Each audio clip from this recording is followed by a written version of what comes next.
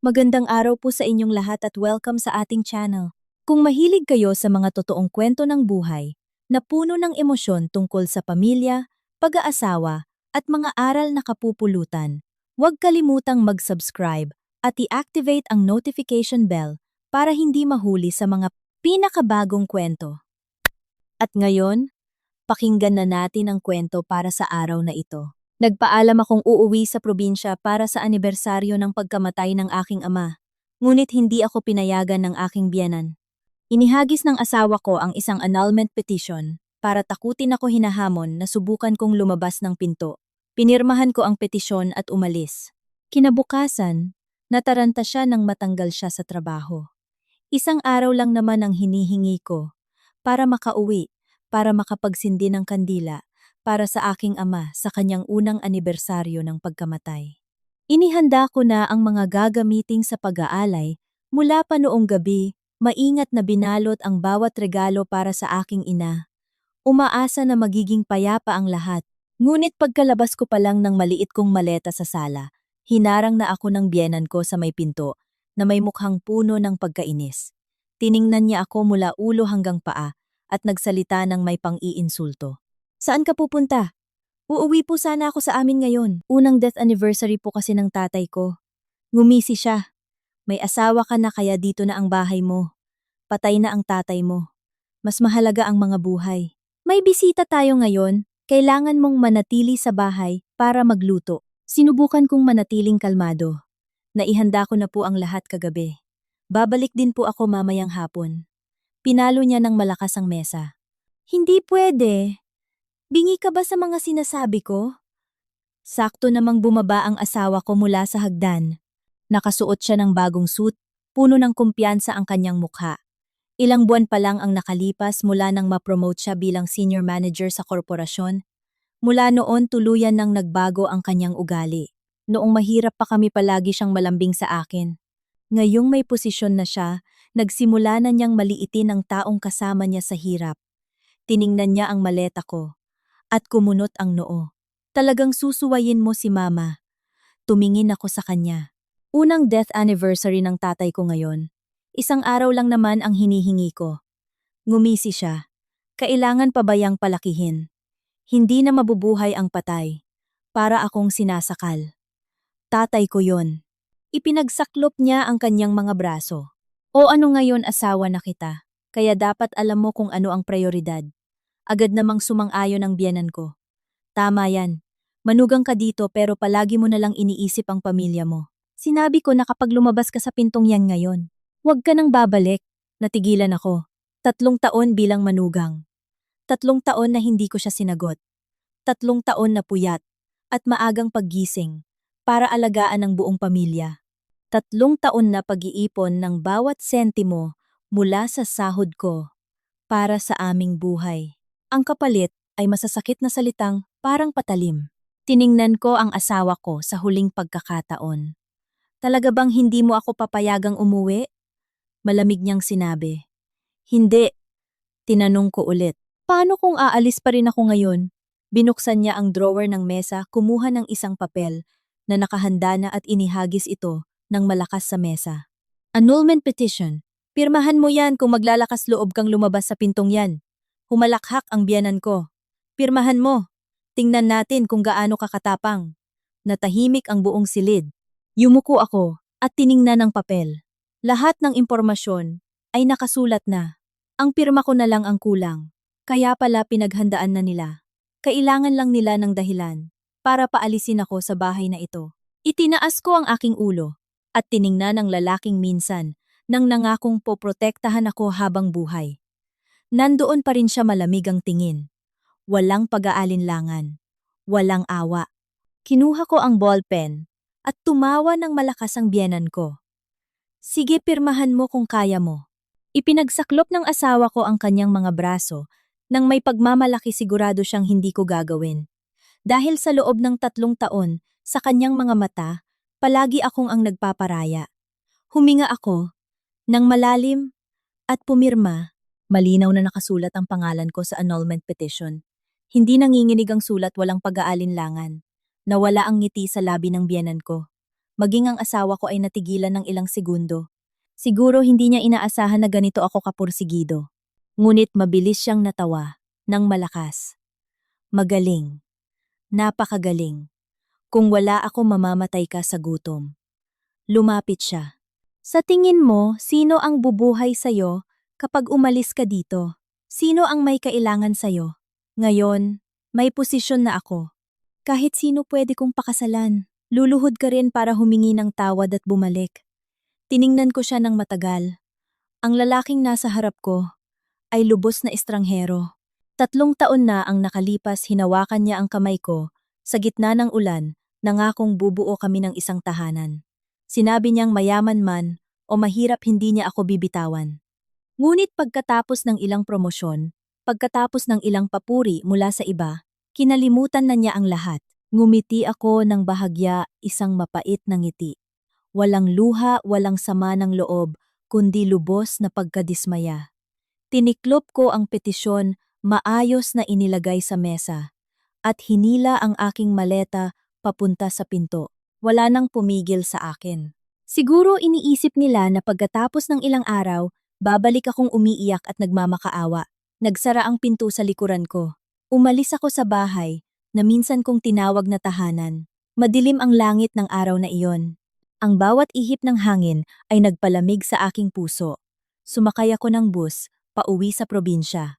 Sa buong mahabang biyahe, tahimik kong tiningnan ang tanawin sa labas ng bintana. Ang mga puno ay unti-unting lumilipas, at lumitaw ang mga pamilyar na bukirin.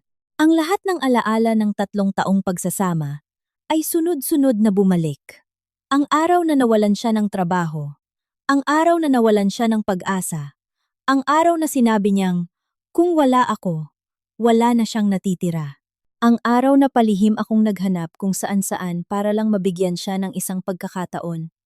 Ang araw na itinago ko ang lahat para mapanatili niya ang kanyang dignidad. Hindi ko kailanman inisip na ang taong pinagkatiwalaan ko, ang taong buong puso kong pinrotektahan, ay siya ring unang tatalikod sa akin kapag may pera at posisyon na. Ang bus ay patuloy pa ring tumatakbo pa uwi. Mahigpit kong niyakap ang bag sa aking kandungan. Nasa loob nito ang maliit na larawan ng aking ama at ang puting bulaklak na inihanda ko kanina. Ngayon, kahit na ang kapalit ay ang aking buong pagsasama, kailangan kong umuwi para magsindi ng kandila para kay tatay. Patuloy na tumatakbo ang bus sa pamilyar na highway. Isinandal ko ang aking ulo sa bintana, pinagmamasdan ng mga puno na sunod-sunod na dumadaan. Hindi gaanong nagbago ang tanawin kumpara sa 3 taon na ang nakalipas. Tanging ang puso ng tao ang nagbago.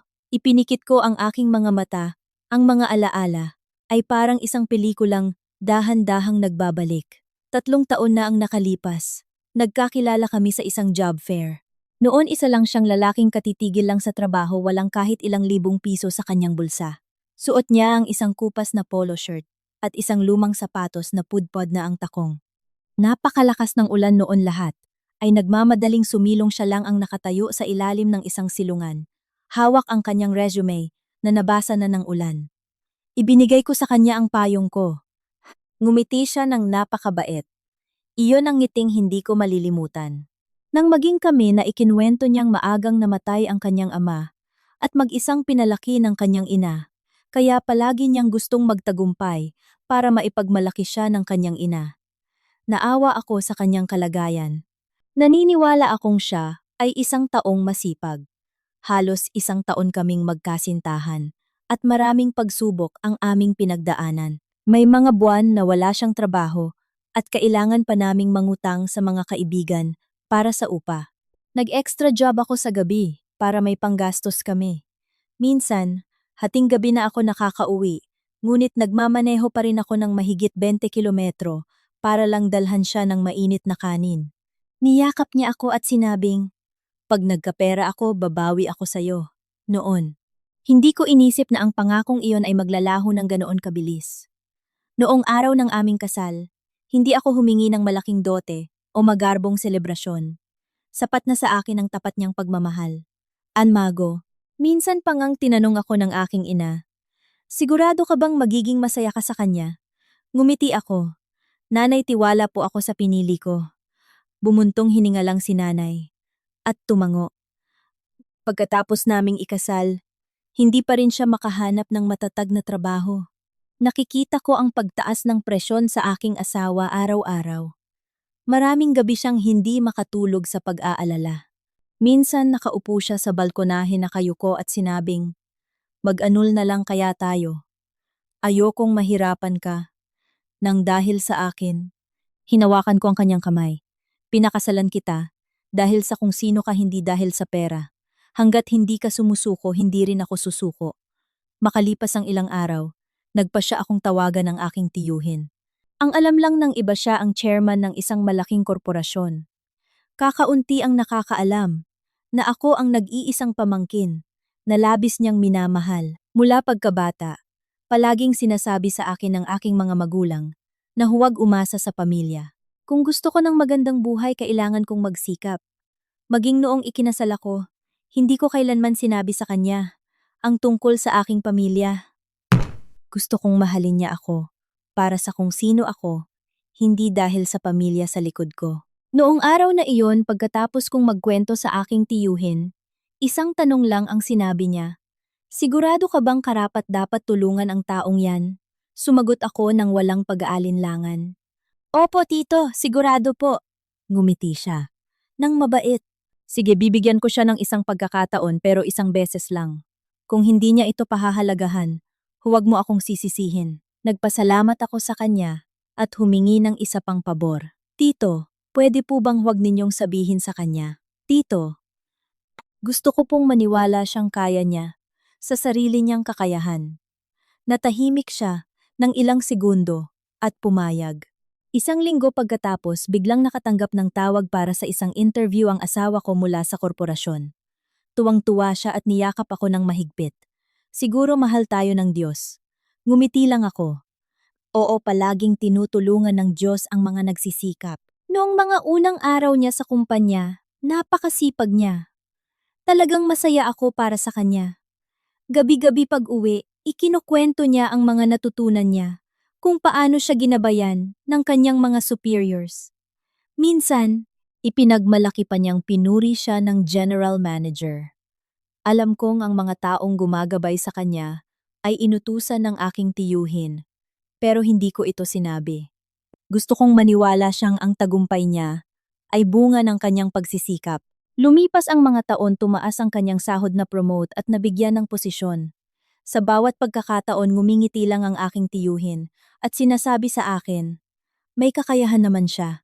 Kung mananatili siyang mapagkumbaba, malayo ang mararating niya. Palagi akong nagpapasalamat sa kanya. Akala ko magiging maayos na ang lahat. Ngunit mula nang magkaroon siya ng bagong posisyon, nagsimula siyang magbago. Nagsimula ito sa mga late na pag-uwi dahil sa mga meeting, sumunod ang mga hapunan na wala siya. At pagkatapos ay ang mga malamig na salita. Hindi na niya tinatanong kung pagod ako. At hindi na rin niya naaalala ang aming anibersaryo. Ang kanyang telepono ay laging may bagong password. At ang mga mensahe ay laging burado. Sinasabi ko sa sarili ko na baka abala lang siya. Hanggang sa tumira na ang biyenan ko sa amin. At doon, nagsimulang magbago ang lahat. Palagi niyang sinasabi, "Manager na ang anak ko ngayon. Dapat alam mo kung saan ka lulugar." Nagtiis ako, iniisip na sapat na kung naiintindihan ako ng asawa ko. Ngunit, unti-unti naging katulad na rin siya ng kanyang ina. Nagsimula siyang pulaan ang pananamit kong parang probinsyana at ang hindi ko raw marunong makisama. Minsan sinabi pa niya, "Kung hindi ako magaling, hinding-hindi ka makakatapak sa isang malaking korporasyon." Natahimik lang ako. Hindi niya alam na ang taong itinuturing niyang magaling ay minsan nang humarap sa tiyuhin ko, yumuko para humingi ng isang pagkakataon. Lalo nang hindi niya alam na sa bawat promotion niya, sa bawat mahahalagang pagsusuri na nalampasan niya, may isang taong tahimik na sumusubaybay at nagbibigay daan. Ang taong iyon ay hindi kailanman nakatanggap ng pasasalamat. At hindi rin ako humingi dahil palagi kong iniisip na sa mag-asawa, hindi kailangan ng bilangan. Sapat na sa akin na maging maayos ang buhay niya. Hanggang kaninang umaga, nang ihagis niya ang annulment petition sa harap ko, nang sabihin niyang kung wala siya, mamamatay ako sa gutom. Doon ko naintindihan na may mga taong kapag nasa ibaba, marunong yumuko at magpasalamat, Ngunit kapag nasa itaas, nakakalimutan kung saan sila nagsimula. Dahan-dahang lumiko ang bus sa daan pauwi sa aking probinsya. Sa bintana nakita ko na ang pamilyar na arko ng aming baryo. Huminga ako ng malalim. Masakit pa rin ngunit ayoko nang lumingon. Ang kailangan ko lang gawin ngayon ay umuwi magsindi ng kandila para kay tatay at humingi ng tawad dahil sa loob ng 3 taon. Binigo ko ang hiling niyang maging maayos ako bago siya pumikit dahil sa sobrang pagtitiis ko. Huminto ang bus sa entrada ng baryo nang mataas na ang sikat ng araw. Dahan-dahan akong bumabahila ang maliit kong maleta. Ang daan ng lupa papasok sa aming bahay ay pamilyar pa rin. Ang mga puno ng bunga sa harap ng gate ay tahimik pa ring nakatayo sa hangin. Ang amoy ng insenso mula sa mga kalapit na bahay ay lalong nagpabigat sa aking dibdib. 3 taon pa lang akong kasal, pero pakiramdam ko ay napakatagal ko nang nawala sa lugar na ito. Nakatayo sa harap ng lumang gate, huminga ako ng malalim bago itinulak ang pinto at pumasok. Nakaupo si nanay sa harap ng altar ni tatay, maingat na pinupunasan ang bawat maliit na baso sa altar. Nang makita niya ako, natigilan siya ng ilang segundo. "Anak, nakauwi ka na." Tumango ako. "Opo." Mabilis siyang lumapit at niyakap ako. Nang mahawakan niya ang aking balikat, may napansin siya. Dahan-dahan niya akong binitawan at tinitigan ang aking mukha.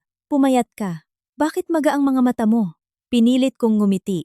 "Siguro po dahil sa haba ng biyahe, kaya pagod lang, Nay." Alam ni nanay na may itinatago ako. Mula pagkabata sa tuwing malungkot ako ganito akong ngumiti. Hindi na siya nagtanong pa, hinawakan lang niya ang aking kamay. "Mabutit umuwi ka. Siguradong hinihintay ka rin ng tatay mo." Nang marinig ko ang salitang tatay, parang may bumara sa aking lalamunan. Lumapit ako sa altar. Ang larawan ni tatay ay mayroon pa ring mabait na ngiti, tulad noong nabubuhay pa siya. Nanginginig kong sinindihan ng 3 kandila. Dahan-dahang umakyat ang usok. Sa wakas, hindi ko na napigilan ang aking mga luha. "Patawad, Tay. Noong 1 taon hindi ako nakauwi sa anibersaryo mo. Kay, ngayon lang ako nakabalik para magsindi ng kandila para sa'yo. Hindi ko po napanatili ang pamilyang pinangarap ninyo para sa akin." Nabasag ang boses ko. Tahimik na nagpunas ng luha si nanay sa likuran ko. Alam niyang nasasaktan ako ngunit hinayaan niya akong umiyak. May mga sakit na tanging luha lamang ang makakapagpagaan. Pagkatapos ng dasal, sunod-sunod na dumating ang mga kapitbahay at kamag-anak para magsindi ng kandila. Lahat sila ay nangungumusta sa buhay ko. Ngumiti lang ako ng bahagya. Okay lang po ako. Wala ni isa sa kanila ang nakakaalam na ilang oras lang ang nakalipas, pumirma ako sa isang annulment petition. Pagsapit ng tanghali, unti-unti nang nabawasan ang mga bisita. Sa bakuran, iilan na lang na malapit na kamag-anak ang natira. Noong mga oras na iyon, isang itim na sasakyan ang dahan-dahang huminto sa harap ng gate. Ang bumaba ay ang aking tiyuhin. Mahigit 50 na siya, matangkad at may kalmadong mukha.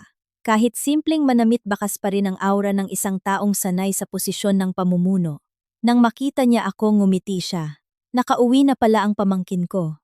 Lumapit ako para magmano. "Mano po, tito." Tinitigan niya ako ng matagal at marahang tumango. "Pumasok ka na. Mag-usap tayo mamaya." Pagkatapos niyang magsindi ng kandila para kay tatay, umupo siya kasama si nanay para asikasuhin ang mga natitirang bisita hanggang hapon. Nang halos paalis na ang lahat, tinawag niya ako sa likod bahay, kung saan paboritong umupo at magkape ni tatay noon. Nagsalin siya ng 2 tasa ng mainit na tsaa. Dahan-dahang umakyat ang usok nito. Hindi siya agad nagtanong, tahimik lang, na pinagmasdan ng aking mukha. Makalipas ang ilang sandali, dahan-dahan siyang nagsalita. "Sabihin mo sa akin ang totoo. Anong nangyari?" Yumuko ako. "Wala po, tito." Natawa siya. "Sa tingin mo sa ilang dekada kong pagkilatis ng tao, hindi ko pa malalaman. Dati, kapag malungkot ka, kinakagat mo ang labi mo. Hanggang ngayon ganoon ka pa rin." Nanahimik ako. Ang 2 kamay ko ay magkahawak ng mahigpit. Nagtanong ulit siya. "Anong ginawa sa'yo ng asawa mo?" Ang tanong na iyon ay parang isang karayom na tumusok sa pinakamasakit na bahagi. Agad na tumulo ang aking mga luha. 3 taon akong nagtiis. Ayokong mag-alala si nanay. At ayoko ring abalahin si tito. Palagi kong iniisip na kaya kong ayusin ang lahat. Pero ngayon, hindi ko na kaya. Ikinuwento ko ang lahat. Mula nang lumipat ang biyenan ko ang mga panlalait ang sapilitang pagtatrabaho ang mga insulto dahil sa aking pinagmulan. Ikinuwento ko rin ang nangyari kaninang umaga nang magpaalam akong uuwi para sa anibersaryo ni tatay. Hinarang ako ng biyenan ko at kinampihan siya ng asawa ko, inihagis ang annulment petition at sinabing kung lalabas ako pirmahan ko na. Habang nagkukwento ako lalong dumidilim ang tingin ng aking tiyuhin. Nang marinig niya ang sinabi ng asawa ko, kung wala ako, mamamatay ka sa gutom. Humigpit ang pagkakahawak niya sa braso ng upuan at lumitaw ang kanyang mga ugat. Huminga siya ng malalim para mapakalma ang sarili. At anong nangyari pagkatapos? Pinirmahan ko po, mahina kong sagot. Natigilan siya. Pinirmahan mo talaga? Opo. Pinirmahan ko na po.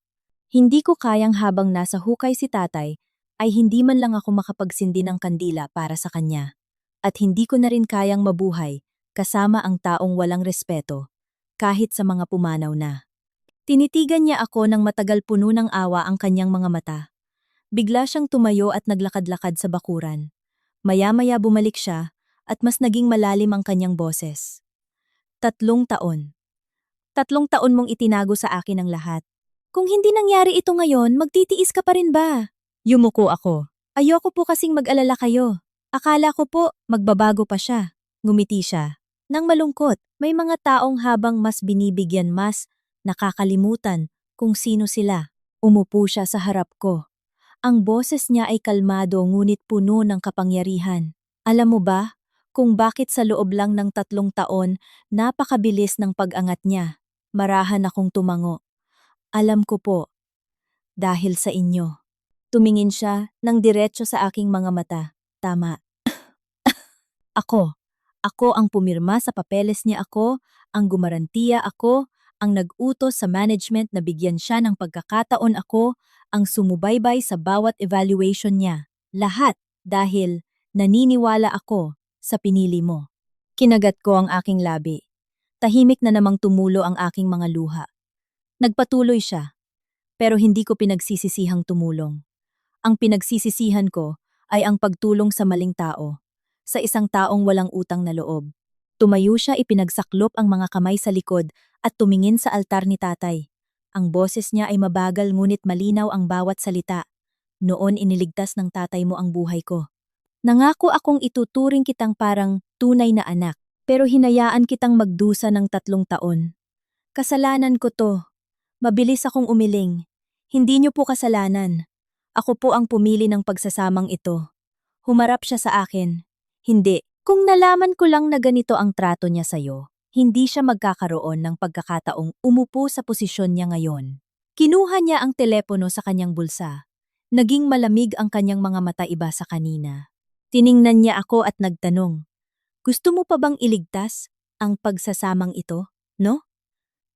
Kit, matagal akong natahimik at sa huli, marahan akong umiling. Pagod na po ako.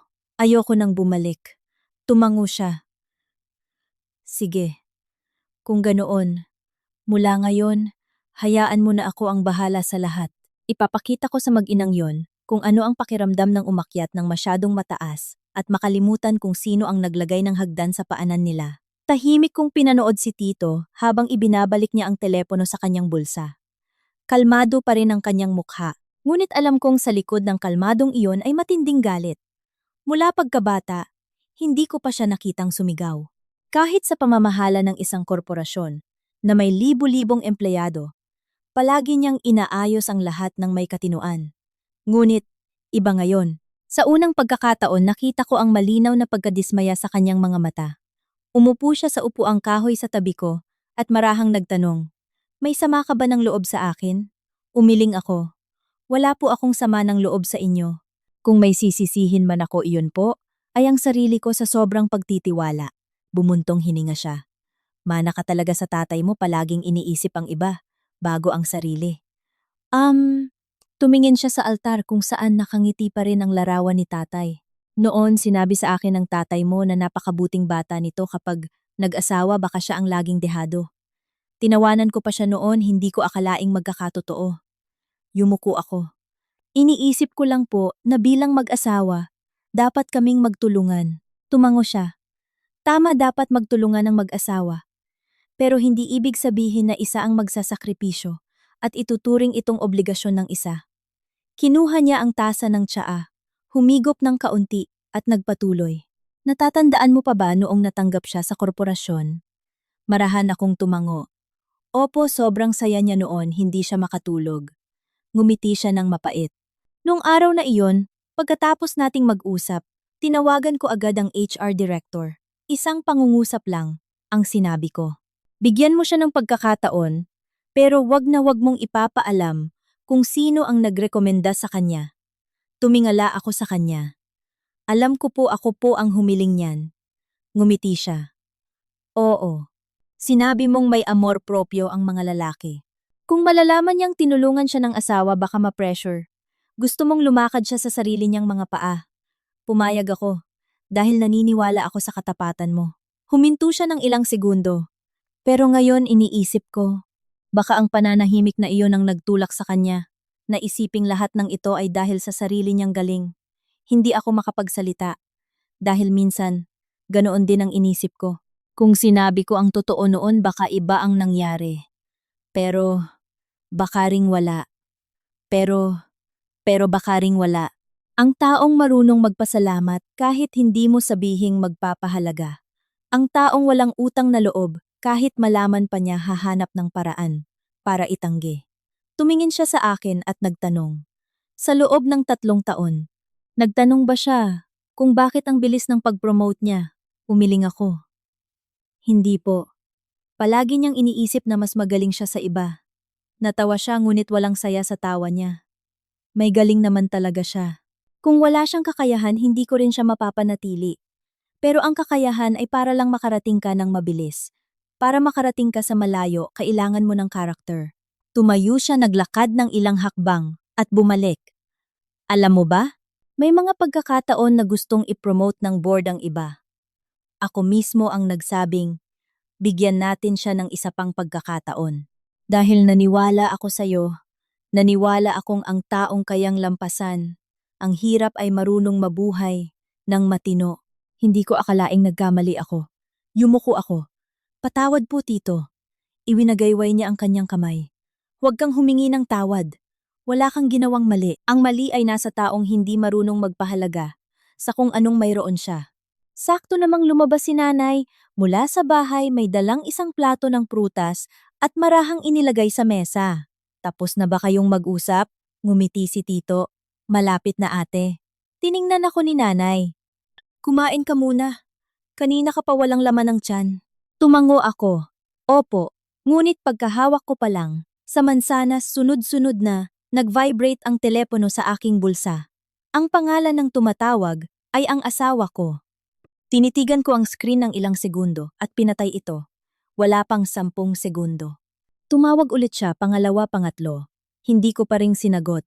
Tumingin sa akin si nanay. Siya ba? Yan. Mahina akong sumagot. Opo, nagtanong si tito. Hindi mo sasagutin. Umiling ako. Wala na po kaming dapat pag-usapan. Huminto ang pagring at isang text message ang lumitaw. Nasaan ka? Huwag kang mag-inarte. Pagkabasa, tahimik kong nilock ang screen. Makalipas ang ilang minuto, isa pang mensahe. Sabi ni mama, kung marunong ka umuwi ka, mamayang hapon, at humingi ng tawad. Nariyan pa ang papeles kapag humingi ka ng tawad, parang walang nangyari. Ngumiti ako ng bahagya. 3 taon bilang asawa hanggang ngayon, iniisip pa rin nilang ako ang dapat yumuko. Nakita ni tito ang reaksyon ko. Iniabot niya ang kamay. Akin na ang telepono. Ibinigay ko ito sa kanya. Binasa niya ang lahat ng mensahe, unti-unting naging malamig ang kanyang mukha. Ibinalik niya ang telepono. Huwag mo nang sagutin. Mula ngayon, hindi mo na kailangang magpaliwanag kahit kanino. Hayaan mo na akong bahala sa lahat. Mahina akong nagtanong. Ano po ang gagawin ninyo? Tumingin siya sa malayo sa mga bukirin sa harap namin. Kalmado ang boses. Gagawin ko kung ano ang dapat gawin ng isang pinuno. Ang may integridad, pananatilihin. Ang hindi nakarapat dapat aalisin. Hindi dahil sa dati mo siyang asawa, kundi dahil ang isang taong hindi marunong rumespeto sa sariling pamilya, ay tiyak na magtataksil din sa kumpanya. Kinuha niya ang kanyang telepono at tumawag.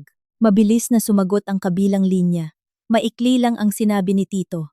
Ihanda mo lahat ng evaluation records ng sales department para sa akin mamayang hapon, lalo na ang file ni Anton. Oo, dalhin mo lahat. Pagkababa ng tawag, bumaling siya sa akin. Bukas may regular meeting ako sa board. Siguro panahon na para repasuhin ang ilang posisyon sa kumpanya. Medyo nagulat ako. Ayoko pong maapektuhan ang trabaho dahil sa personal na issue. Ngumiti siya. Sa tingin mo, emosyonal akong magdesisyon. Kung dahil lang sa'yo, agad ko na siyang sinibak. Pero kailangan kong sundin ang tamang proseso para walang makapagsabing may paboritismo ako. Tumingin siya ng diretso sa aking mga mata. Huwag kang mag-alala, hindi ako maghihiganti. Kukunin ko lang ang bagay na hindi naman talaga sa kanya. Pagsapit ng hapon pagkatapos ng handaan, tinulungan ko si nanay na magligpit ng mga mesa at upuan. Katatapos lang namin, nang umilaw ulit ang telepono ko. Hindi na ang asawa ko kundi ang biyenan ko. Nag-alinlangan ako ng ilang segundo bago buksan ang mensahe. Maikli lang ang sinulat niya. Kung hindi ka uuwi ngayong gabi, kahit kailan, hindi ka na makakatapak sa bahay na to. Pagkabasa kalmado kong pinatay ang screen tumingala sa langit na nagiging kulay kahel na. Sa unang pagkakataon sa loob ng maraming taon hindi na ako nakaramdam ng takot sa mga banta niya. Dahil alam kong may mga pintong nagsasara hindi para sa katapusan, kundi para sa simula ng isang bagong buhay. Habang ako ay nasa probinsya, kasama si nanay, sa bahay naman ng aking asawa, ay kabaligtaran ang kapaligiran. Nakataas ang paa ng biyenan ko sa upuan, humihigop ng tsaa habang tuwang-tuwa. Tiningnan niya ang annulment petition na may pirma ko at tumawa ng malakas. Sa wakas, napaalis din natin siya. Ang kanyang anak naman ay nakahiga sa sofa. Puno ng pagmamalaki ang mukha. Tinitingnan niya ang mga pagbati mula sa mga katrabaho pagkatapos ng kanyang huling promosyon. Hindi maitago sa kanyang labi ang kayabangan. Sabi ko na sa'yo ma, hindi yung gagawa ng kahit ano. Kahit pumirma pa yan babalik din yan pagkatapos ng ilang araw. Tumango-tango ang biyenan ko. Lahat naman ng babae ganyan. Kapag naubusan na ng pera, luluhod din yan para magmakaawa. Nagtawanan ng mag-ina. Sa kanilang mga mata, ang 3 taong pagsasama ay kasing halaga lang ng isang pirasong papel. Maya-maya, nagtanong ang biyenan ko. Magkano pa kaya ang laman ng bank account niya? Nagkibit balikat siya. Wala sigurong gaanong halaga. Ang sahod niya kada buwan. Sapat lang panggastos. Ngayong wala na ako, paano siya mabubuhay? Ngumisi ang biyenan ko. Tama, kung walang asawang susuporta, wala siyang mararating. Huwag kang mag-alala anak. Tiyak na babalik yan. Pagdating ng araw, na yun tayo na ang magdidikta. Natawa ang asawa ko. Sa pagkakataong ito, paluluhurin ko siya sa'yo para humingi ng tawad bago ko siya pag-isipang tanggapin ulit. Natuwa ang biyenan ko. Yan ang anak ko. Dapat ganyan. Katapang ang mga lalaki. Tumayo siya at binuksan ang isang cabinet na salamin sa sala. Puno ito ng mga mamahaling regalo mula sa mga kasamahan at kliyente ng kanyang anak. Hinaplos niya ang bawat kahon. Dati walang pumapansin sa atin. Ngayon iba na. Manager na ang anak ko. Lahat gumagalang. Ngumiti siya ng may pagmamalaki. Ilang taon na lang, mas mataas pa ang aabutin ko. Pagdating ng panahon, madali na lang bumili ng mansyon at magpalit ng kotse. Agad namang sumagot ang biyenan niya. At mag-asawa ka ng isang babaeng nababagay sa katayuan natin.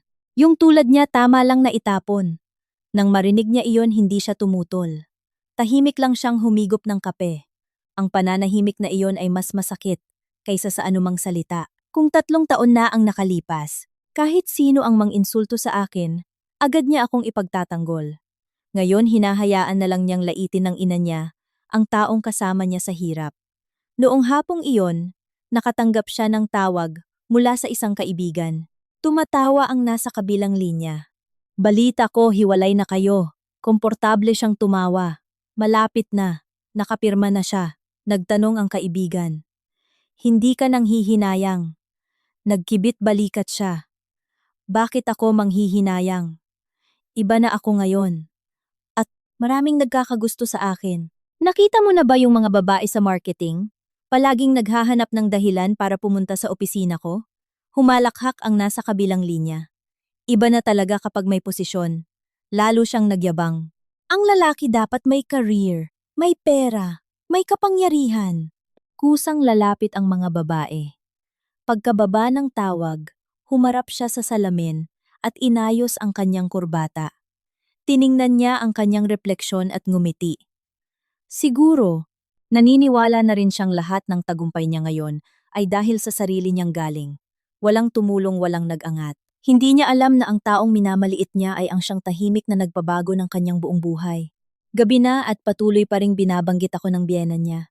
Bukas tawagan ko siya. Sabihin kong kung gusto niyang bumalik, kailangan niyang magsulat ng promissory note at humingi ng tawad sa buong angkan natin. Natawa siya. Wag na ma. Hayaan mo lang ng ilang araw siya na mismo ang tatawag. Pagdating ng araw na yon malalaman niya kung ano ang pagsisisi. Binuksan niya ang kanyang telepono. Mahigit 10 missed call sa akin ang nakalista ngunit lahat ay hindi sinagot. Kumunot ang kanyang noo. Sa hindi malamang dahilan, nakaramdam siya ng inis. Hindi dahil sa namimiss niya ako, kundi dahil ito ang unang pagkakataon na hindi ko sinagot ang tawag niya. Sa loob ng 3 taon, kahit anong ginagawa ko, basta't tumawag siya. Sinasagot ko. Nagpadala ulit siya ng mensahe. Kung gusto mong bumalik tawagan mo ako. Pag-iisipan ko. Walang sagot. Inihagis niya ang telepono sa mesa. Nagpapakipot pa. Ngumisi ang biyenan niya. Hayaan mo siya. Tingnan natin kung hanggang kailan siya magmamatigas. Bukas pumasok ka ng normal. Pag-uwi mo siguradong nag-aabang na yon sa labas. Tumango siya. Oo, siguradong ganoon. Noong gabing iyon mahimbing ang tulog ng mag-ina. Hindi nila alam na ilang kilometro lang ang layo. Isang espesyal na pagpupulong ang itinakda kinaumagahan. Sa malawak na opisina sa pinakamataas na palapag ng korporasyon, ang pinakamakapangyarihang tao ay binabasa ang bawat pahina ng personnel files. Tahimik lang siyang nagbabasa. Sa tabi niya ay ang HR Director at ang COO. Walang nangahas magsalita. Pagkatapos ng halos 1 oras ibinaba niya ang mga papeles. Ang boses niya ay malalim, ngunit desidido. Bukas ng 9 ng umaga, magpatawag ng board meeting. May ilang posisyon na kailangang suriin. Sumagot ang lahat, opo, chairman. Tumayo siya at tumingin sa syudad na nagsisimula ng umilaw. Sa kanyang isip, umalingaw-ngaw ang sinabi ng kanyang pamangkin. Kung wala ako, mamamatay ka sa gutom. Marahan siyang pumikit. Ang isang taong kayang sabihin iyon sa asawang kasama niya sa hirap, ay darating din ang araw na sasabihin iyon sa kanyang mga kasamahan at nasasakupan. Ang ganitong tao ay hindi karapat-dapat maging manager. Kinuha niya ang telepono at nag-text sa kanyang sekretarya. Bukas ihanda ang desisyon ayon sa tamang proseso. Walang paboritismo. Sa labas ng bintana dumilim na. At sa bahay ng kanyang biyenan ang mag-ina ay nangangarap pa rin ng isang maningning na kinabukasan. Hindi nila alam na ang pagsikat ng araw kinabukasan ay ang simula ng pinakamalaking bangungot sa kanilang buhay. Kinabukasan, nagising ang asawa ko na puno ng sigla. Matagal siyang humarap sa salamin para ayusin ang kanyang bagong suit. Ang kanyang asul na kurbata ay pinlantsa at ang kanyang buhok ay maingat na sinuklay. Inihain ng biyenan niya ang isang mangkok ng noodles sa mesa habang nakangiti. Ang anak ko, mukha na talagang lider. Ngumiti siya ng may pagmamalaki. Ilang araw na lang may high-level evaluation sa kumpanya. Kung magiging maayos mas aangat pa ako, tumango ang biyenan niya. Sabi ko na nga ba pinanganak kang maging boss? Yung dating asawa mo, habang buhay na lang yang aasa sa lalaki. Natawa siya. Huwag na natin siyang pag-usapan. Siguradong nagsisisi na yun ngayon. Kinuha niya ang susi ng kotse at lumabas. Dahan-dahang umalis ang sasakyan. Habang papunta sa opisina sumasabay pa siya sa kanta sa radyo.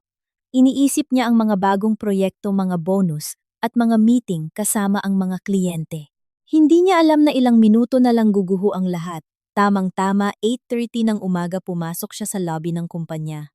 Karaniwan yumuyuko ang mga empleyado para batiin siya. Pero ngayon, may kakaiba sa hangin. Bumabati pa rin sila pero kakaiba ang tingin nila. May ilan pang titingin sa kanya at mabilis na iiwas. Nagtaka siya, pero hindi niya pinansin. Pagkalapag niya ng kanyang briefcase, lumitaw ang sekretarya ng HR. Mahina ang boses niya. Sir Anton, pinapatawag po ng chairman ang lahat ng mid-level at senior managers sa main conference room, 9 a.m. Kumunot ang kanyang noo. May anunsyo ba? Hindi po ako sigurado. Ang alam ko lang po biglaan ang pagpapatawag ng meeting. Tumango siya. Sige, 9:00 ng umaga. Lahat ng mga pinuno ng bawat departamento ay naroon na. Kakaiba ang katahimikan sa loob. Ilang sandali bumukas ang pinto. Pumasok ang chairman, kasama ang COO at HR director. Sabay-sabay silang tumayo. Nagsimula ang pulong. Hindi nagsalita ng mga karaniwang pambungad ang chairman. Tumingin siya sa buong silid at dahan-dahang nagsalita. Ipinatawag ko ang pulong na ito para suriin ang ating pamamahala sa human resources. Ang pag-unlad ng korporasyon ay nangangailangan hindi lang ng mga taong may kakayahan, kundi pati na rin ng may integridad.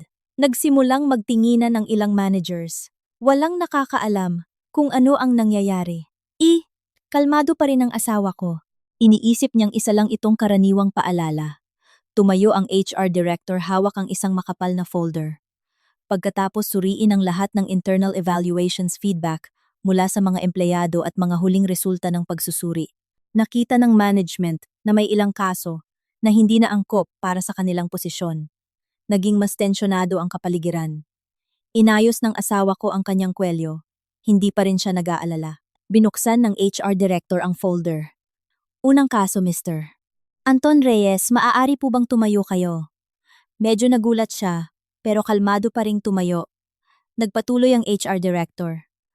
Sa panahon ng iyong panunungkulan bilang manager, ilang beses kang lumabag sa code of conduct ng kumpanya. Panahon ng iyong panunungkulan, may mga ulat ng pagmamaliit sa mga nasasakupan, pag-abuso sa kapangyarihan sa pagtatalaga ng trabaho, at maraming feedback tungkol sa iyong hindi propesyonal na pamumuno.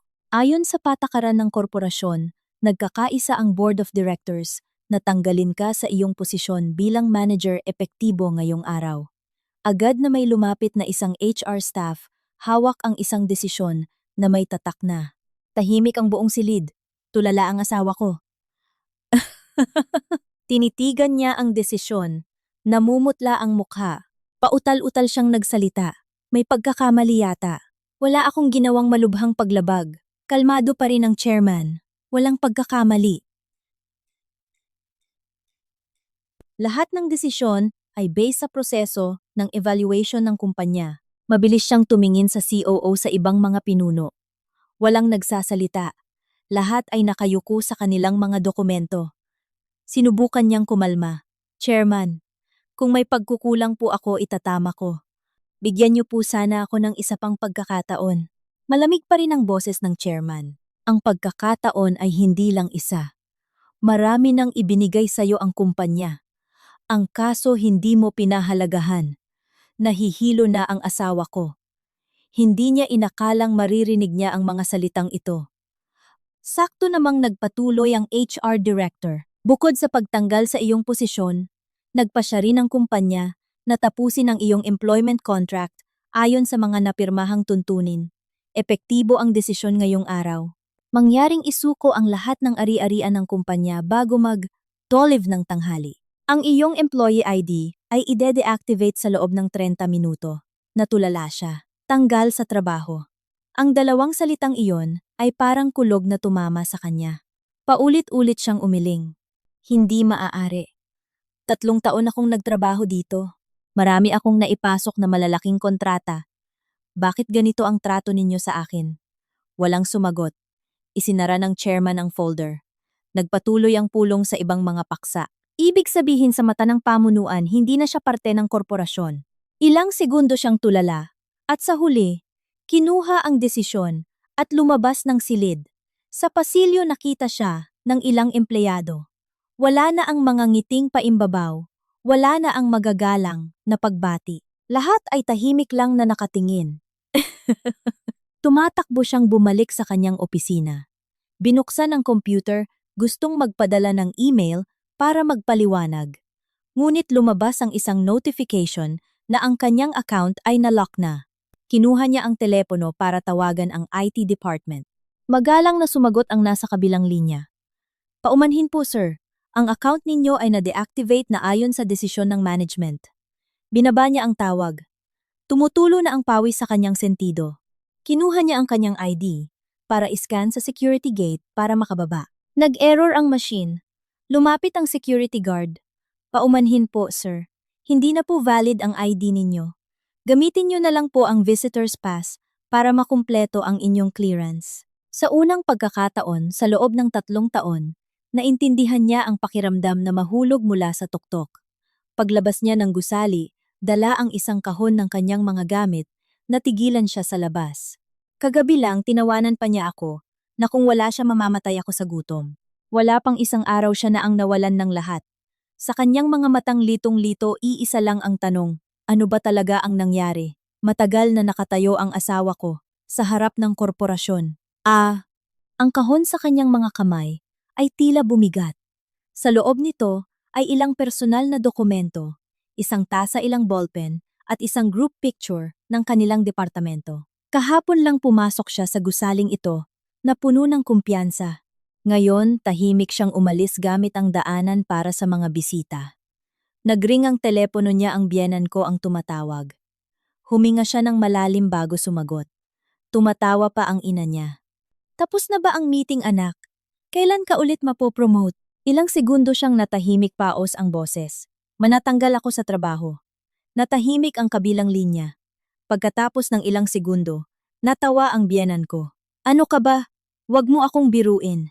Humigpit ang hawak niya sa telepono. Totoo ang sinasabi ko, ma. Tinanggal na ako.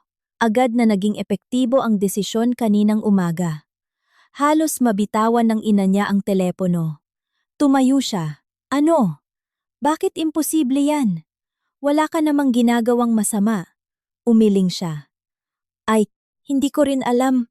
Ma, may internal evaluation daw, may mga feedback, tapos tinanggal na lang ako. Nataranta ang biyenan ko. Huwag kang aalis dyan, pupunta ako. Wala pang 30 minuto, dumating na siya sa harap ng kumpanya. Nang makita ang anak na may hawak na kahon, namutla siya. Tumakbo siya palapit. Anong nangyari? Ibinigay niya ang desisyon sa ina. Binasa niya ang bawat linya, lalong namumutla habang nagbabasa. Imposible. Imposible to. Ang ganda ng trabaho mo, bakit ka biglang tatanggalin? Siguradong may naninira sa'yo. Agad niyang hinila ang anak para kausapin ang management. Hindi ako naniniwalang gagawin nila to. Pumasok ang mag-ina sa lobby. Ngunit sa reception pa lang magalang na silang hinarang. Paumanhin po, may appointment po ba kayo? Sumigaw ang biyenan ko. Gusto kong makausap ang chairman. Sabihin mo bumaba siya dito. Kalmado pa rin ang receptionist. Paumanhin po, kung wala po kayong appointment, hindi po namin kayo maaaring papasukin. Pinalo niya ang counter. Nanay ako ng manager na si Anton Reyes. Inapi ang anak ko. Kailangan kong makausap ang management. Mahinahon pa rin ang receptionist. Pasensya na po. May pulong po ang chairman, hindi po siya tumatanggap ng bisita. Nagsimulang mainis ang asawa ko. Pabulong niyang sinabi. Umuwi na lang muna tayo, ma. Sumigaw ang biyenan ko. Anong uuwi? Wala kang kasalanan, dapat nating ipaglaban ng tama. Sakto namang may dumaan na isang dating manager. Mabilis siyang lumapit. Sir, tulungan niyo po ako, gusto ko lang makausap ang COO. Tumingin sa kanya ang manager ng may awa. Pasensya na, Anton. Hindi kita matutulungan dyan. Ang chairman mismo ang pumirma ng desisyon. Nang marinig ang salitang chairman, natigilan ng mag-ina. Pabulong na sinabi ng biyenan ko. Ang chairman mismo ang pumirma. Bakit? Anong ginawa ng anak ko? Umiling lang ang manager. Hindi ko rin alam. Pero mula kaninang umaga seryoso ang buong management. Walang nangahas na makialam. Pagkasabi nito, yumuko siya at umalis. Nagkatinginan ng mag-ina. Sa unang pagkakataon, naramdaman nilang wala na silang magagawa. An. Sakto namang may dumaang security guard, hindi sinasadyang sinabi sa kasama. Narinig ko ka-meeting daw ng chairman ng isang kamag-anak, mukhang importante. Agad na lumingon ang biyenan ko. Anong sabi mo? Nag-atubili ang guard. Narinig ko lang po sa mga taga-opisina. Tumatanggap daw ng kamag-anak ang chairman, kaya hindi siya pwede sa iba. Nagtanong siya, anong kamag-anak? Umiling ang guard. Hindi ko po alam. Ang alam ko lang hindi pa tapos ang pulong. Tumingin ang mag-ina sa pinakamataas na palapag ng gusali kung saan naroon ang boardroom. Nagngit-ngit ang mga ngipin ng biyanan ko. Maghihintay ako. Imposibleng hindi ko siya makausap. Umupo sila sa waiting area. 1 oras. 2 oras. Puno ng kaba ang paghihintay. Patuloy na nag-notify ang telepono ng asawa ko. Tinanggal na siya sa group chat ng opisina. Hindi na ma-access ang company email. Maging ang parking account niya ay kinansela na. Bawat notification ay parang isang saksak sa kanyang ego. Napahawak siya sa ulo. Bakit naging ganito? Kahapon lang. Aki. Sinubukan siyang pakalmahin ng ina. Okay lang yan, nandito si mama. Aayusin natin to. Katatapos lang niyang magsalita nang bumukas ang elevator para sa mga ehekutibo. Lumabas ang isang grupo ng mga tao pinangungunahan ng sekretarya ng chairman. Sa likod ay ilang mga direk. Agad na tumayo ang mag-ina ngunit bago pa sila makalapit, nakita nila ang isang pamilyar na mukha sa dulo ng grupo. Kinusot ng asawa ko ang kanyang mga mata, akala niya'y namamalikmata. Ang biyenan ko naman ay napanganga. Ako iyon. Nakasuot ng isang simpleng bestidang kulay krema, kalmadong lumabas ng elevator. Sa tabi ko ay ang chairman ng korporasyon. Ang pinakamakapangyarihang tao sa kumpanya. Nag-uusap sila habang naglalakad, at paminsan-minsan ay ngumingiti pa. Ang mga direktor sa likod ay nagpapanatili ng distansya, puno ng respeto, natulala ang mag-ina. Pautal-utal na nagsalita ang biyenan ko, siya. Bakit siya nandito? Naramdaman ng asawa ko na nanlalambot ang kanyang mga tuhod. Malinaw na naaalala niya. Sa loob ng 3 taon, isa lang akong ordinaryong empleyado. Hindi kailanman nagbanggit ng anumang koneksyon sa loob ng korporasyon. Kaya bakit kasama ko ngayon ang chairman? Sakto namang lumingon sa akin ang chairman. Inilagay niya ang kamay sa aking balikat. Ang mabait na ngiting iyon, kitang-kita ng mag-ina. Biglang bumalik sa isip ng asawa ko ang mga alaala. Ang araw na natanggap siya, ang araw na na-promote siya. Sinabi ng COO noon, malaki ang tiwala sa'yo ng kumpanya. Huwag mong bibiguin ang nagtiwala sa'yo. Akala niya noon, ang tinutukoy ay ang management. Pero ngayon, isang nakakatakot na ideya ang pumasok sa kanyang isip. Paano kung lahat ng ito ay may kinalaman sa asawang kapipirma lang niya ng annulment petition? Kung ang babaeng katabi ng chairman ay hindi isang ordinaryong empleyado, ano ang pinakawalan niya sa loob ng 3 taon? Ang sagot siguro ay, ilang hakbang na lang ang layo, nakatayo ang asawa ko sa gitna ng labi. Halos mabitawan niya ang kahon sa kanyang mga kamay. Nakatitig siya sa akin habang ang biyenan ko ay paulit-ulit na kinukusot ang mga mata, hindi makapaniwala sa nakikita. Kalmado pa rin akong naglakad sa tabi ng aking tiyuhin. Habang kausap niya ang mga direktor, paminsan-minsan, ay tinatanong niya ako ng natural. Ay kung sapi, lahat sa paligid ay puno ng respeto. Pagdating sa lugar para sa mga ehekutibo, lumingon siya sa akin. Pumasok ka muna sa lounge, pamangkin. Tatapusin ko lang ang ilang bagay, tapos manananghalian na tayo. Ngumiti ako. Sipo. Tito. Sakto nang papasok na ako sa silid, isang nanginginig na boses ang tumawag mula sa likod. Isay. Huminto ako at dahan-dahang lumingon. Nakatayo ang asawa ko, ilang metro lang ang layo. Namumutla ang mukha, puno ng pagkalito ang mga mata. Tiningnan niya ako na parang isang estranghero. Ilang segundo bago siya nakapagsalita. Bakit ka nandito? Kalmado ko siyang tiningnan. Nasa kumpanya tayo.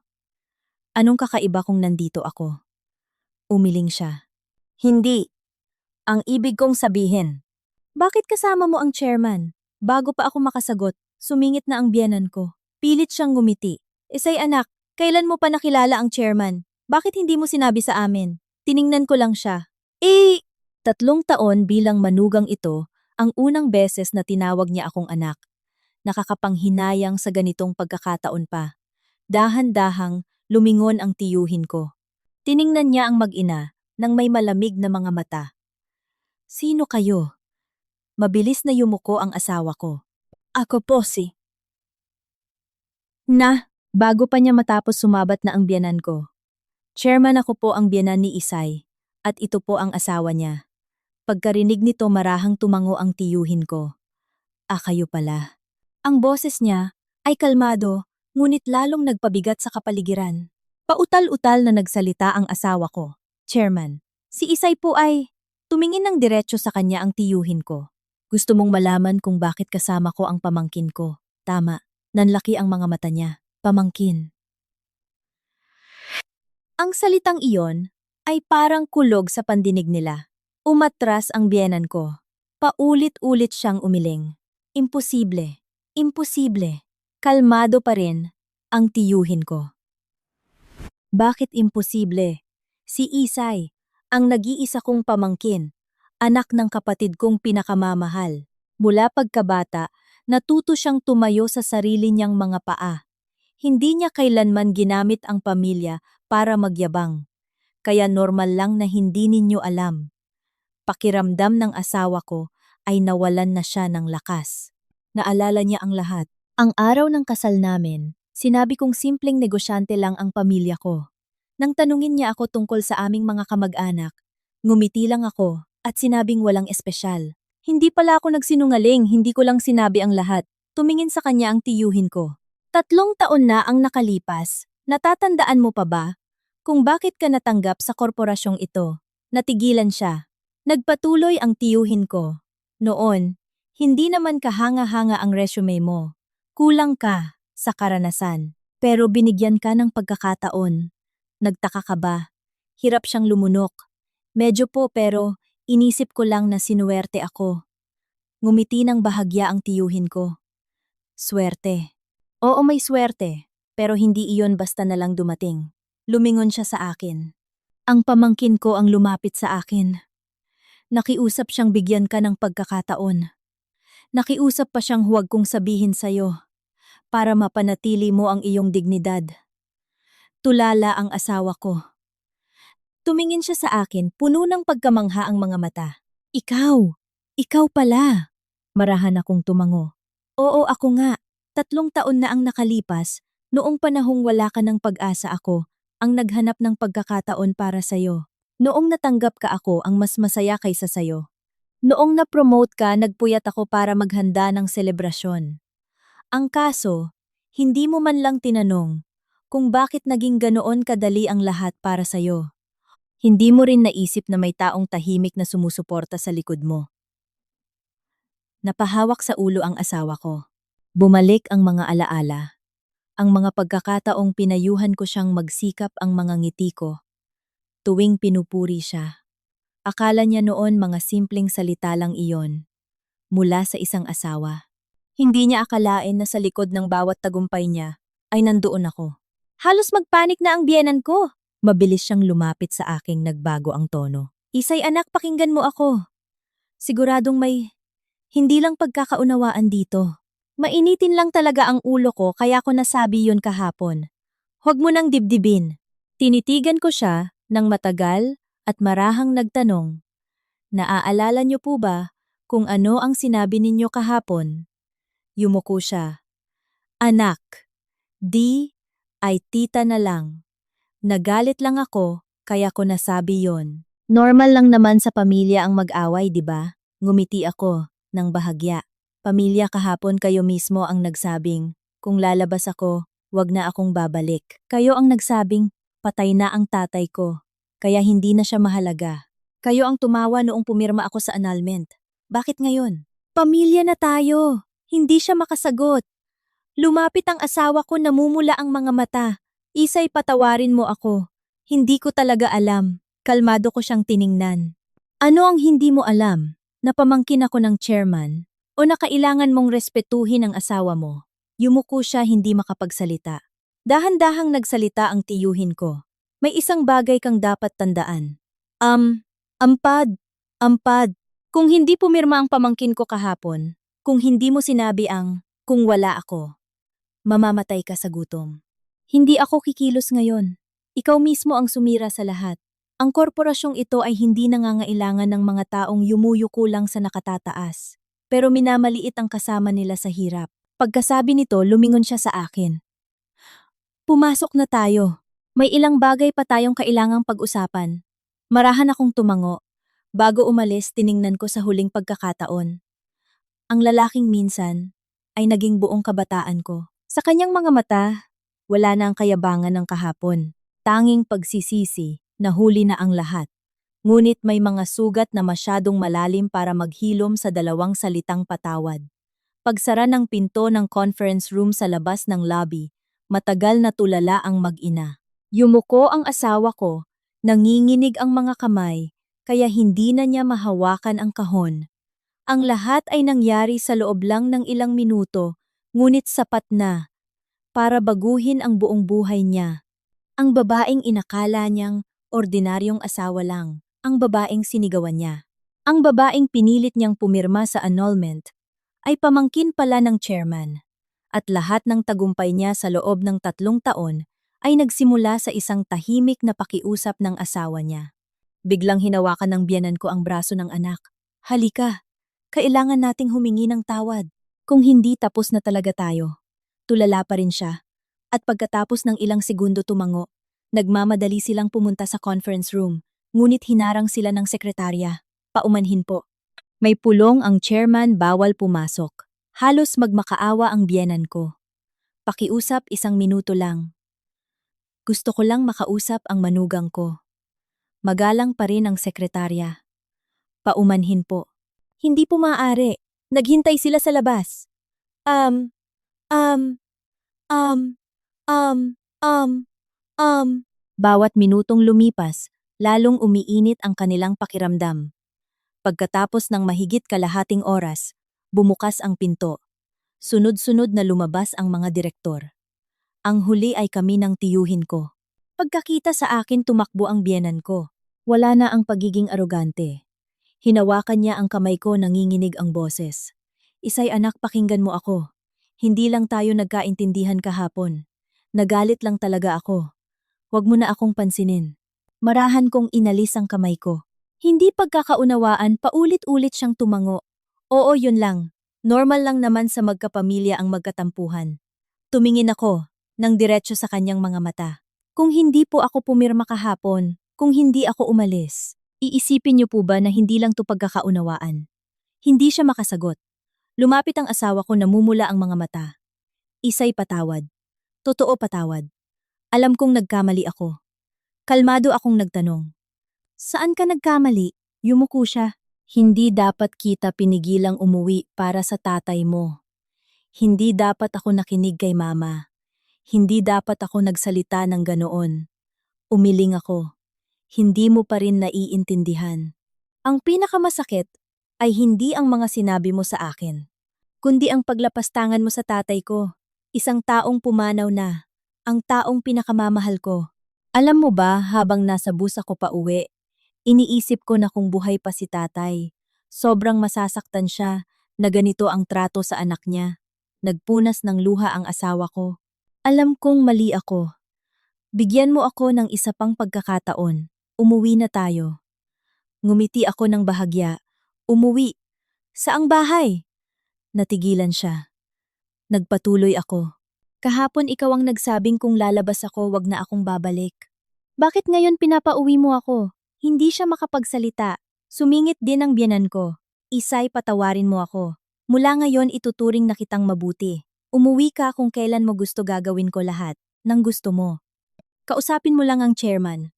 Napatawarin si Anton. Nahirapan siyang marating kung nasaan siya ngayon. Nang marinig ko ito, naintindihan kong ang pinakamahalaga sa kanya ay hindi ako kundi ang posisyon ng kanyang anak. Kalmado akong nagtanong kung manager pa rin po siya ngayon. Kung hindi siya natanggal, hihingi po ba kayo ng tawad sa akin? Yumuko ang biyenan ko, hindi makapagsalita. Ang katahimikan na iyon ang sagot. Ang tiyuhin ko, na kanina pa tahimik, ay nagsalita. Tapos na ba kayo? Mabilis na lumingon ang biyenan ko. Chairman, bigyan niyo pa po ng isang pagkakataon ng anak ko. Nagkamali lang po siya ng salita. Bata pa po siya. Tiningnan siya ng tiyuhin ko, kalmado ang boses. Nagkamali ng salita. Tumango siya. Opo, yun lang po. Marahang nagtanong ang tiyuhin ko. May tao bang gagamitin ang yumaong biyanan para mang-insulto at tatawagin itong pagkakamali lang ng salita? May tao bang ihahagis ang annulment petition sa mukha ng asawa at sasabihing biro lang? Yun, may tao bang sasabihing kung wala ako mamamatay ka? Sa gutom. At kinabukasan ay sasabihing, hindi lang yun pagkakaunawaan. Sa bawat tanong lalong yumuyuko ang mag-ina. Nagpatuloy ang tiyuhin ko. Mahigit 30 taon na akong namamahala ng negosyo. Alam na alam ko na kung paano tratuhin ng isang tao ang kanyang pamilya, ganoon din niya tratuhin ang kanyang mga kasamahan. Hindi maaaring ipagkatiwala ng korporasyong ito ang responsibilidad sa isang taong hindi marunong magpahalaga sa mga tumulong sa kanya. Lumapit ang asawa ko.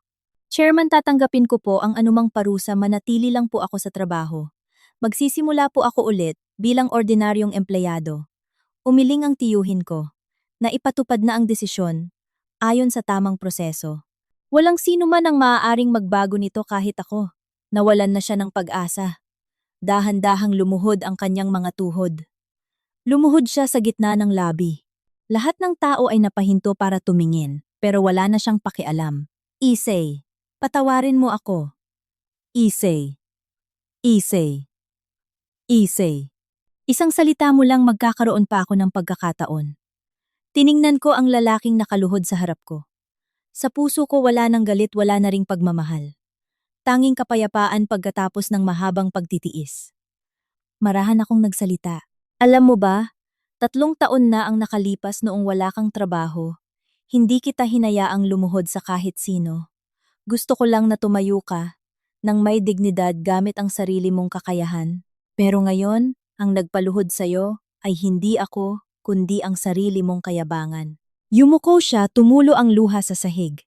Sa unang pagkakataon sa kanyang buhay, naintindihan niyang may mga pagkakataon na kapag nawala ay hindi na maibabalik pa. Nakaluhod pa rin ang asawa ko sa gitna ng lobby. Um, um, Rinig na rinig ang bulungan ng mga empleyado. Ngunit tila wala na siyang pakialam sa tingin ng iba.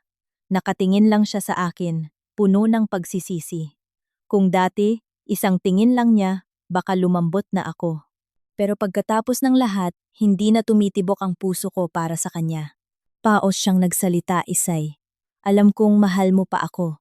Bigyan mo pa ako ng isang pagkakataon. Pangako magbabago na ako. Kalmado ko siyang tiningnan. 3 taon na ang nakalipas, nangako ka rin. Nangakong poprotektahan mo ako habang buhay, na hindi mo ako paiiyakin, na aalagaan natin ang ating mga pamilya. Naaalala mo pa ba? Yumuko siya. Nabasag ang boses. Naaalala ko. Tumango ako. Pero ikaw ang unang nakalimot sa mga pangakong yon, hindi ako.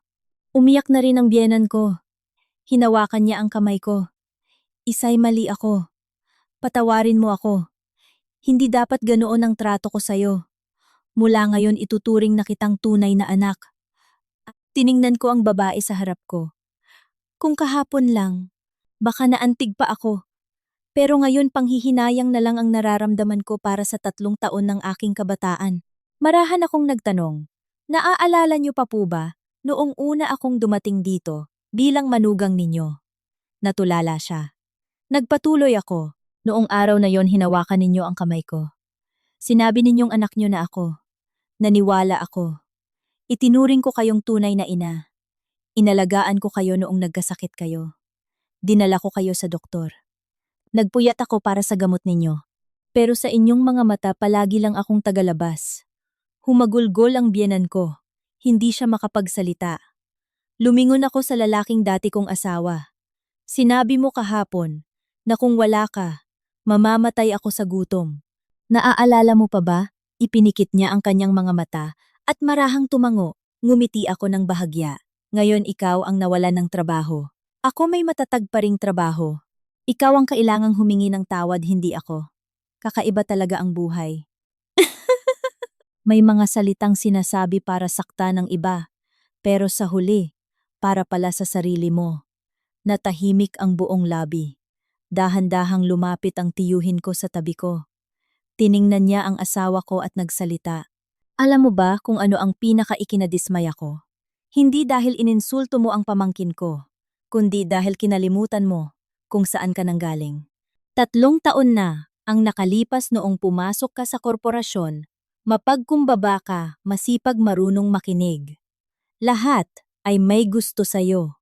Pagkatapos ng 3 taon, nagkaroon ka lang ng kaunting posisyon, nagsimula ka ng maliitin ang mga nasasakupan mo at maging ang asawang kasama mo sa hirap. Ang isang taong tulad mo, kahit hindi ko pa aksunan ngayon sa hinaharap, may iba pa ring gagawa nito. Oras na lang ang hinihintay, yumuko ang asawa ko. Naiintindihan ko na po. Umiling ang tiyuhin ko. Hindi mo pa naiintindihan. Kung naiintindihan mo talaga, hindi mo hihintaying mawala ang lahat bago ka magsisi. Lumingon siya sa akin. May gusto ka pa bang sabihin? Natahimik ako ng ilang segundo at tumingin ng diretso sa lalaki sa harap ko. Sa loob ng 3 taon, hindi ko pinagsisihan na tinulungan kita dahil noon tinutulungan ko ang taong mahal ko. Hindi ko rin pinagsisihan na itinago ko kung sino ako dahil gusto kong magtagumpay ka sa sarili mong kakayahan. Ang tanging pinagsisisihan ko ay ang pilit na pagkapit sa isang pagsasamang puro pagtitiis na lang. Tahimik siyang umiyak. Nagpatuloy ako. Ang annulment petition kahapon, pinirmahan ko hindi dahil sa galit, kundi dahil sa sandaling pinigilan mo akong umuwi para sa tatay ko.